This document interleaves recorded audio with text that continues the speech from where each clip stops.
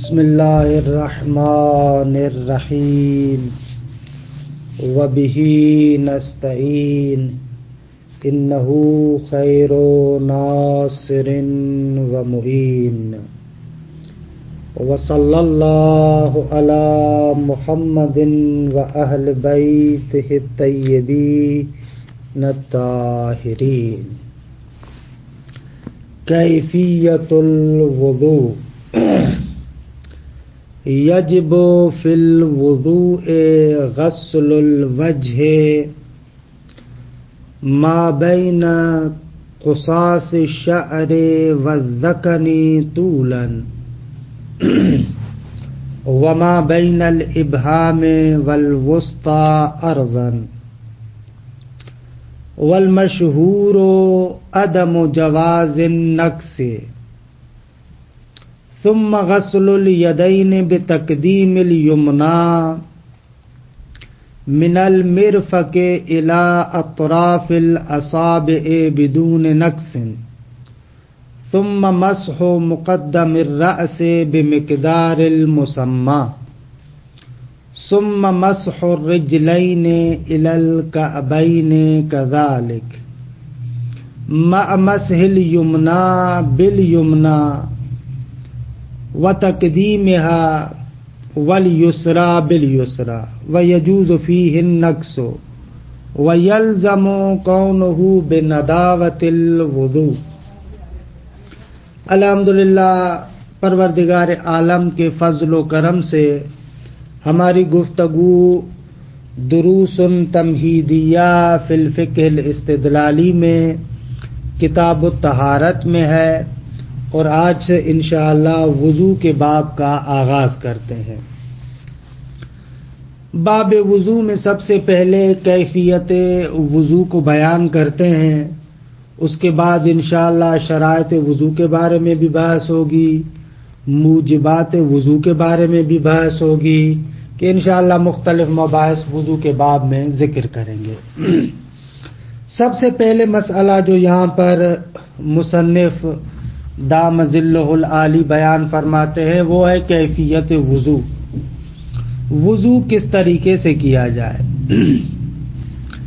دیکھیں، فرماتے ہیں کہ وضو میں جو سب سے پہلے واجب ہے، اچھا شرائط تو آئیں گے، لیکن جو واجبات ہے، سب سے پہلے یہ ہے کہ انسان اپنے چہرے کو دھوئے۔ کہاں سے لے کر کہاں تک؟ چہرے کی مقدار کیا ہے؟ کہتے ہیں طولن، لمبائی میں انسان کی پیشانی کو دیکھیں، جہاں سے بال اگتے ہیں، جہاں سے بال اگتے وہاں سے لے کر ذقن، ٹھوڑی کے آخر تک انسان کو دھونا چاہیے۔ یہ طولن، لمبائی میں اس طریقے سے۔ چوڑائی میں جو انسان کے انگوٹھے اور درمیانی انگلی کے درمیان جو فاصلہ آتا ہے اس کو چہرے پہ رکھے، یعنی جو انگوٹھا اور درمیانی انگلی ہے اس کو چہرے پہ رکھے اس طریقے سے کہ اس کے درمیان میں جتنا حصہ آتا ہے وہ چہرے کا حصہ بنے گا، یعنی جہاں سے بال اگتے ہیں وہاں سے لے کر ٹھوڑی کے آخر تک انسان لمبائی کے لحاظ سے، چوڑائی کے لحاظ سے درمیانی انگلی اور انگوٹھے کے مابین جو فاصلہ ہے، جتنی مقدار بنتی ہے، جتنی مساحت بنتی ہے، اس کو چہرے پہ رکھے گا، وہ جتنا حصہ آ جاتا ہے وہ حصہ چہرہ شمار ہوگا۔ اور مشہور علماء کے نزدیک یہ ہے کہ چہرے کو دھوتے ہوئے نیچے سے اوپر کی طرف نہیں جانا چاہیے، بلکہ اوپر سے نیچے کی طرف دھوئیں، یعنی پانی کو آپ گرائیں تو جہاں سے آپ کے بال اگتے ہیں پیشانی میں، جو قصاص شعر ہے، بال جہاں سے اگتے ہیں وہاں سے آپ پانی کو گرائیں اور پھر اس طریقے سے نیچے کی طرف آتے جائیں، کہ جیسے آپ وضو کرتے ہیں۔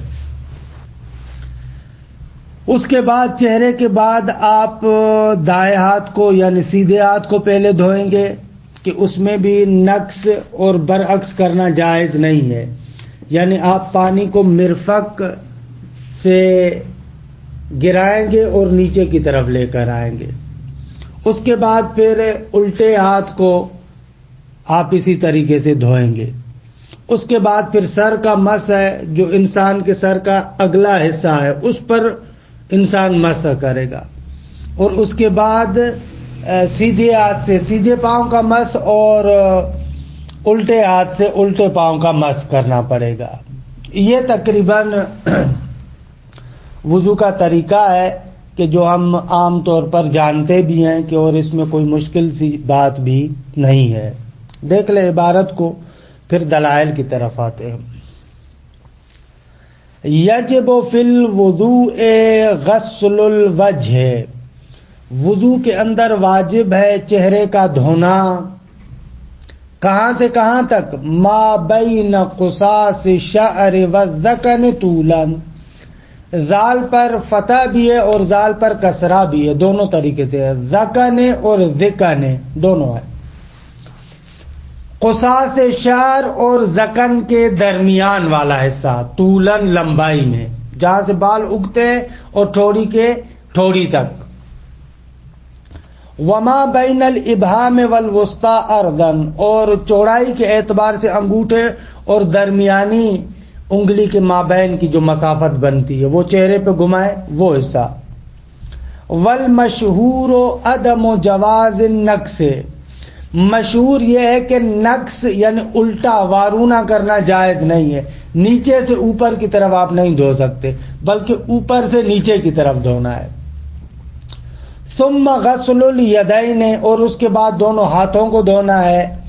بتقدیم الیمنا، پہلے آپ سیدھے ہاتھ کو دھوئیں گے. من المرفق الی اطراف الاصابع، کوہنی سے انگلیوں کی طرف، یعنی کوہنی سے لے کر آپ نیچے آئیں گے انگلیوں تک. بدون نقص، یہاں پر بھی برعکس جائز نہیں ہے، یعنی انگلیوں سے آپ کوہنی کی طرف نہیں جا سکتے بلکہ آپ کوہنی سے پانی کو گرائیں گے نیچے کی طرف. ثم مقدم الرأس، اور اس کے بعد ثم مسح مقدم الرأس، اور اس کے بعد آپ سر کا جو اگلا حصہ ہے اس پر مسح کریں گے. کتنی مقدار میں؟ بمقدار المسمى، اتنا مسح ہونا چاہیے کہ اس پر مسح صدق کرے. جیسے ہی آپ نے یہ ہاتھ رکھا اس پر مسح صدق کرے.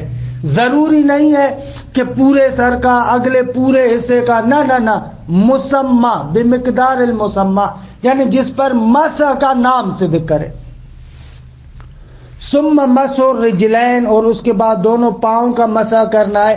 الی الکعبین، وہ جو اٹھی ہوئی جگہ ہے، یعنی آپ پاؤں کی طرف اگر آتے ہیں تو مفاصل سے پہلے ایک جو اٹھی ہوئی جگہ ہے، قبہ ہے، اس کو کعب کہتے ہیں.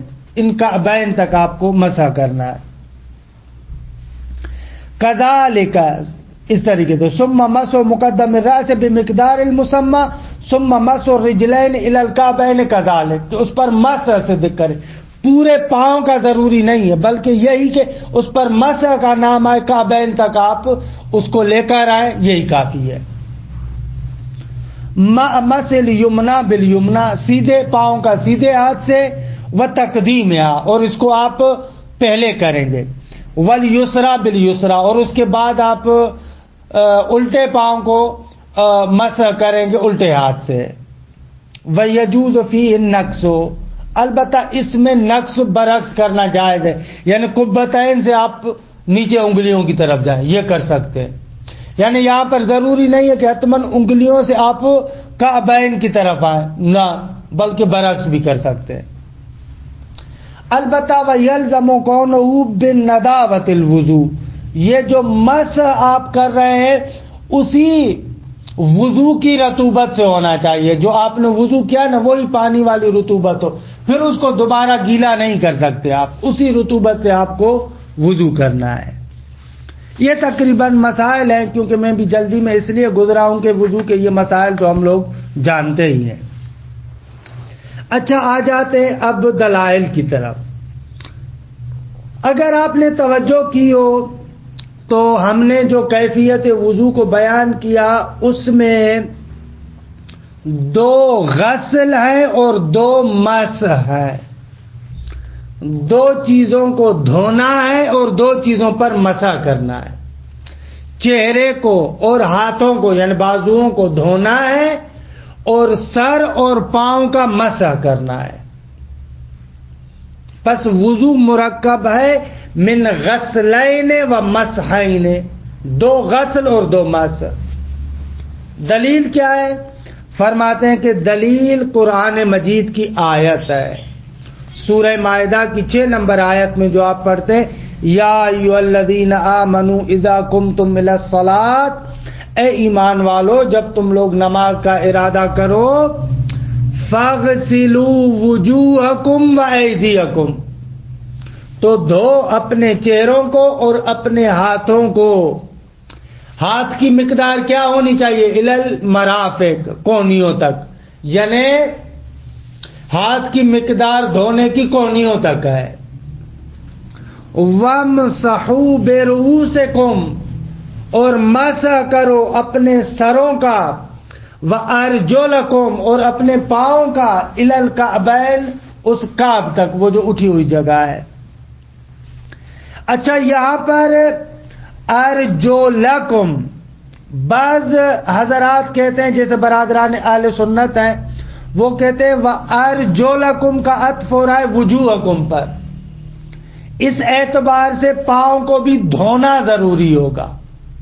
تو اس کا جواب یہ ہے کہ نہ عزیز من، ارجلکم کا عطف وجوہکم و ایدیکم پر نہیں ہے، بلکہ ارجلکم کا عطف برؤوسکم، رؤوسکم کے محل پر ہے، کیونکہ محلن یہ منصوب ہے، مفعول ہے، وامسحوا کا اس کے محل پر عطف کیا گیا ہے. یہ اس قراءت کے مطابق کہ جس قراءت میں ارجلکم پڑھا گیا ہے. لیکن ایک اور قراءت ہے کہ اس قراءت کے اندر تو اصلاً پڑھا گیا ہے وارجلکم، اس صورت میں تو واضح ہے کہ اس کو آپ روس کے ظاہر پر ہی عطف کر رہے ہیں. پس قرآن مجید کی اس آیت کے اندر دو غسل اور دو مسح، ان دونوں کا تذکرہ ہوا ہے. دیکھیں اس عبارت کے ٹکڑے کو، اما ترکب الوضوء من غسلین و مسحین، یہ جو ہم کہہ رہے ہیں کہ وضو مرکب ہے دو غسل اور دو مسحوں سے، یعنی دو عضووں کو دھونا ہے اور دو پر مسح کرنا ہے، فَيَدُلُّ عَلَيْهِ قَوْلُهُ تَعَالَى، اس پر خداوند متعال کا یہ قول دلالت کرتا ہے، یا ایھا الذین آمنوا اذا قمتم الی الصلاۃ فاغسلوا وجوہکم وایدیکم الی المرافق وامسحوا برؤوسکم وارجلکم الی الکعبین کے ترجمہ بھی ذکر کیا. فإن الارجل عطف علی محل المجرور، یہ اس لیے ذکر کر رہے ہیں تاکہ بیان کریں کہ آیت کے اندر دو عضووں کے مسح کرنے کی بات ہے. آپ کا ذہن ادھر نہ جائے کہ وَأَرْجُلَكُمْ وُجُوهَكُمْ پر عطف ہو رہا ہے لہذا تین چیزوں کو دھونا ہے اور ایک کا مسح کرنا ہے. نہ بلکہ ارجل رؤوس کے محل پر عطف ہو رہا ہے. کما یقتضی الظہور، جس طریقے سے کہ ظاہر کا تقاضا بھی یہی ہے، کیونکہ اگر وَأَرْجُلَكُمْ عطف ہوتا وجوہکم پر تو وَامْسَحُوا بِرُؤُوسِکُمْ ایک اجنبی کے فاصلے لانے کی کیا ضرورت تھی؟ پھر تو سیدھا تھا تینوں چیزوں کو جن کو دھونا ایک ساتھ ذکر کیا جاتا نا، فَاغْسِلُوا وُجُوهَكُمْ وَأَيْدِيَكُمْ إِلَى الْمَرَافِقِ وَأَرْجُلَكُمْ إِلَى الْكَعْبَيْنِ، پھر کہا جاتا وَامْسَحُوا بِرُؤُوسِکُمْ. لہذا آیت کا ظہور اس نقطے میں ہے کہ اس ارجلکم کا عطف برؤوسکم کے محل پر ہو رہا ہے. ایک تو یہ فَإِنَّ الْأَرْجُلَ عَطْفٌ عَلَى مَحَلِّ الْمَجْرُورِ، مجرور یعنی رؤوس، اس مجرور کے محل پر عطف ہو رہا ہے. کما یقتضی الظہور، ظاہر آیت بھی اسی کا تقاضا کرتی ہے. وَصَحِیحَةُ زُرَارَہ الْآتِیہ الرقم ثالث، اور اسی طریقے سے یہ جو صحیح ہے زرارہ ابھی آنے والی ہے 3 نمبر، اس کا تقاضا بھی یہی ہے کہ آپ اس کو عطف کریں رؤوس کے محل پر، یعنی ظاہر قرآن بھی اسی کو بیان کر رہا ہے اور سنت بھی اسی کو بیان کر رہی ہے۔ اچھا، اب آتے ہیں اس نقطے کی طرف کہ وجہ کو جو ہم نے معین کیا، چہرہ کتنا ہونا چاہیے؟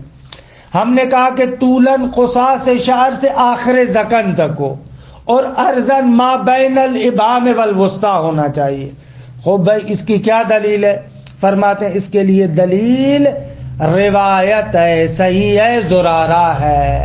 اس روایت کو عبارت میں پڑھتے ہیں، وَأَمَّا تَحْدِيدُ الْوَجْهِ بِمَا ذُكِرَ، ہم نے کہا کہ بھئی چہرے کی مقدار طول کے اعتبار سے جہاں سے بال اگتے ہیں آخر ٹھوڑی تک، طول کے لحاظ سے اور عرض کے لحاظ سے انگوٹھے اور درمیانی انگلی کے درمیان کا جو حصہ جتنی مسافت ہوتی ہے اتنا ہوگا۔ اس کے لیے دلیل کیا ہے؟ فَلِصَحِيحَةِ زُرَارَةَ عن ابی جعفر علیہ السلام، صحیح ہے زرارہ ہے امام باقر علیہ السلام سے۔ زرارہ ہمارے بزرگان میں سے، عظیم اصحاب ائمہ میں سے، بڑے فقہاء میں سے۔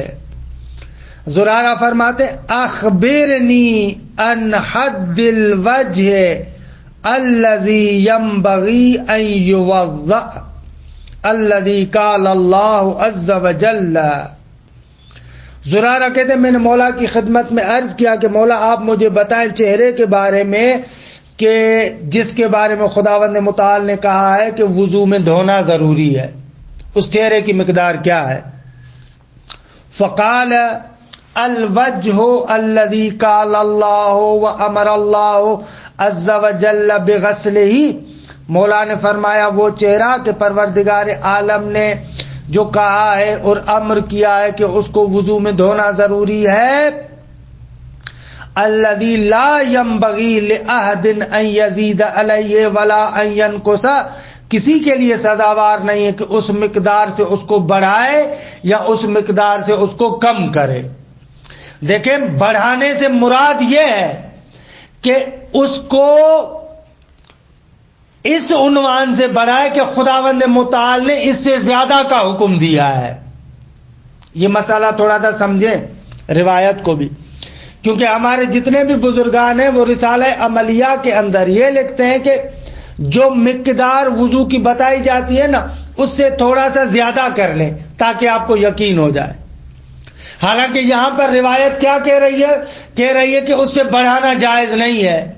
تو پھر یہ فقہا کے اس فتوے کو روایت کے ساتھ کیسے جوڑیں گے؟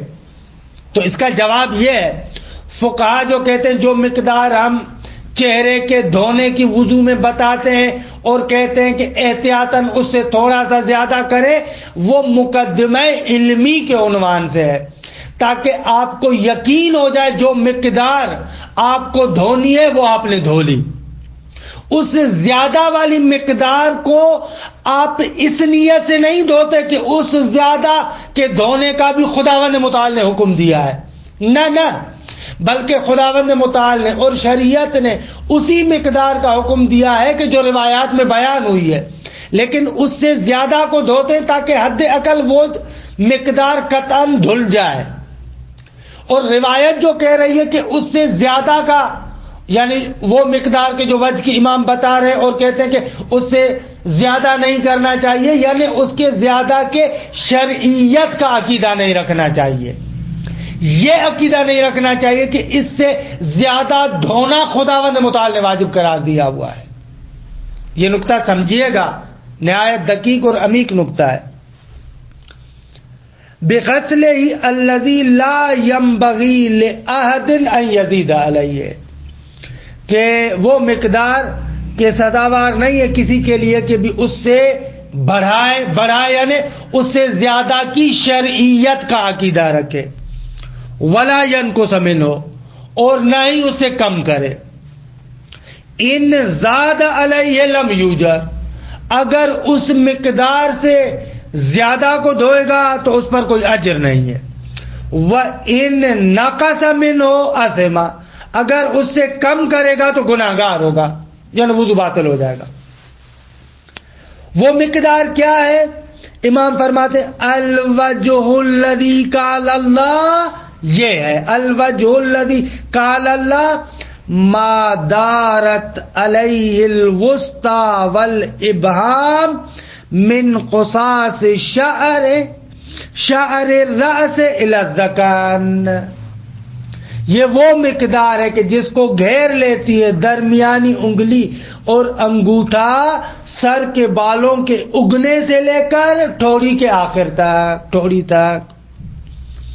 وما جرت علیہ الاصبعان، جس پر دونوں انگلیاں چلتی ہیں، یعنی آپ اس ہاتھ کو کھولیں اور انگوٹھے اور درمیانی انگلی کے درمیان والا مسافت جتنی بھی آتی ہے، من الوجہ مستدیرن، یعنی آپ مستدیرن گول کس طریقے سے کہ مثلا جیسے انسان کا چہرہ گول ہوتا ہے نا، اسی طریقے سے سر گول ہوتا ہے، تو اسی طریقے سے چہرے کے اندر بھی گویا کہ ایک طریقے کی گولائی ہے، تو اسی طریقے سے جہاں سے بال اگتے ہاتھ کو کھول کر آپ ذقن کی طرف آ جائیں، یہ پوری مقدار وما جرت علیہ الاصبعان من الوجہ مستدیرن فہو من الوجہ، یہ چہرے کا حصہ ہے۔ وما سوا ذلک فلیس من الوجہ، اس کے علاوہ کا جو حصہ ہے وہ وجہ کا حصہ نہیں ہے، چہرے کا حصہ نہیں ہے۔ اچھا، راوی کہتا ہے فقال له الصدغ من الوجہ، صدغ یعنی کان کے اوپر والے حصے اور حاجب کے درمیان جو سفیدی ہوتی ہے، پیشانی اور کان کے اوپر والے حصے پر آپ جس کو کن پٹی بھی کہتے ہیں میرے خیال میں، وہاں پر جو سفیدی ہوتی ہے، آیا اس کا بھی دھونا ضروری ہے؟ وہ بھی چہرے کا حصہ ہے؟ فقال لا، امام علیہ السلام فرماتے ہیں کہ نہ، وہ چہرے کا حصہ نہیں ہے۔ اچھا، وَطَرِيقُ الصَّدُوقِ إِلَى زُرَارَةَ صَحِيحٌ فِي الْمَشِيخَةِ، کہ اس عبارت کو، اس نقطے کو سمجھے، ایک رجالی مطلب ہے۔ دیکھیں آقا، مشیخہ کسے کہتے ہیں اور یہ کیا کہانی بیان کرنا چاہ رہے ہیں؟ مشیخہ اس میں مکان ہے، یعنی وہ جگہ کہ جہاں پر کوئی مصنف اپنے اساتید کا نام لکھتا ہے۔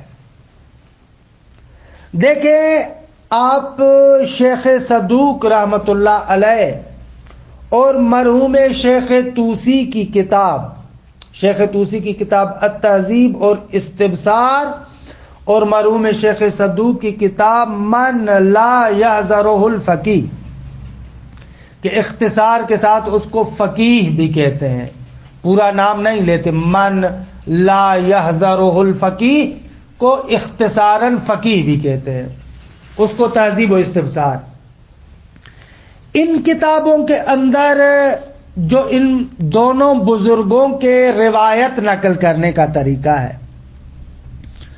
بہت سارے مقامات پر کیا کرتے ہیں یہ بزرگان، مثلا شیخ صدوق روایت نقل کرے گا زرارہ اور زرارہ کے بعد، یا مثلا حریز اور اس کے بعد، یا مثلا ابن ابی عمیر اور اس کے بعد، یا مثلا حسین ابن سعید کے بعد، مثلا ایسے، یعنی ایسے راویوں سے روایت کو آگے چلاتا ہے کہ جن راویوں کے ساتھ تو شیخ صدوق نے ملاقات نہیں کی۔ اب شیخ صدوق نے ابن سعید کے دونوں بیٹوں سے تو ملاقات نہیں کی، لیکن روایت ان سے نقل کرتا ہے۔ زرارہ سے ملاقات تو نہیں کی، روایت اس سے نقل کرتا ہے، درمیانی سند ہے ہی نہیں وہاں پر۔ جمیل ابن دراج سے مثلا روایت نقل کرتا ہے، حالانکہ درمیان کے راوی وہاں پر ذکر نہیں کرتا۔ اسی طریقے سے شیخ توسی بھی اپنی کتاب میں یہ کام کرتے ہیں۔ اب جو بندہ خود مرحوم صدوق اور شیخ توسی کے داب اور طریقے سے واقف نہیں ہے، وہ سمجھے گا کہ یہ روایات تو مراسیل ہیں، کہ بھائی شیخ صدوق کو زرارہ سے تو نہیں ملے، وہ ڈائریکٹ زرارہ سے نقل کر رہے ہیں، تو اب درمیان کے روات کہاں ہیں؟ یا کسی فلاں راوی سے نقل کر رہے ہیں، اس سے تو ڈائریکٹ شیخ صدوق نہیں ملے، خود درمیان کے راوی کہاں ہے؟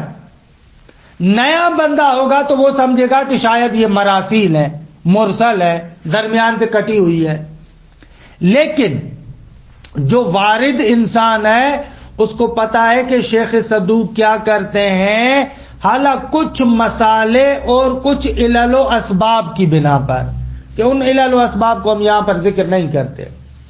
شیخ صدوق روایت کو مثلا زرارہ سے نقل کرتے ہیں، جہاں پر بھی کتاب میں زرارہ سے روایت نقل کرتے ہیں ڈائریکٹ زرارہ کا نام لیتے ہیں اور بعد والے امام کا نام لیتے ہیں۔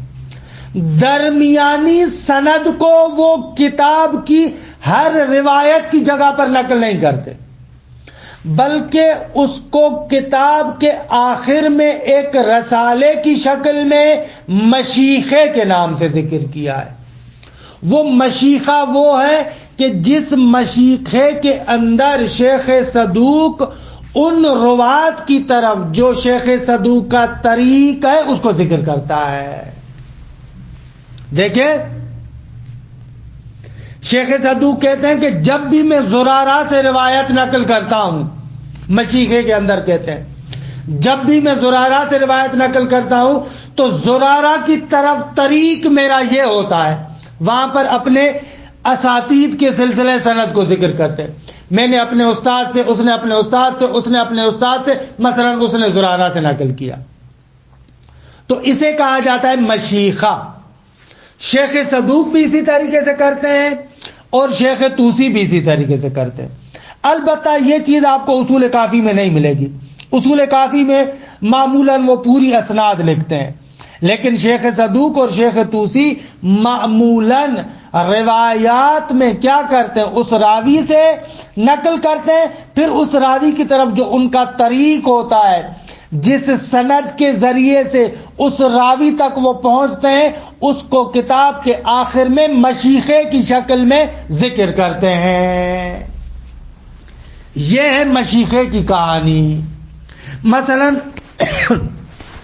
آپ وسائل الشیعہ کو اٹھاتے ہیں نا، مثلا وسائل الشیعہ میں شیخ صدوق سے مرحوم حر عاملی نقل کرتے ہیں، وہاں پر کہتے ہیں محمد بن علی بن الحسین بے اسناد ہی ان زرارت بن اعین، کہ محمد بن علی بن حسین کے شیخ صدوق ہے، وہ اپنی سند سے زرارہ سے نقل کرتے ہیں۔ یہ جو کہہ رہے ہیں نا بے اسناد ہی، اپنی سند سے، جو انہوں نے سند دی ہے، اب بے اسناد ہی کو کہاں پر دیکھیں گے؟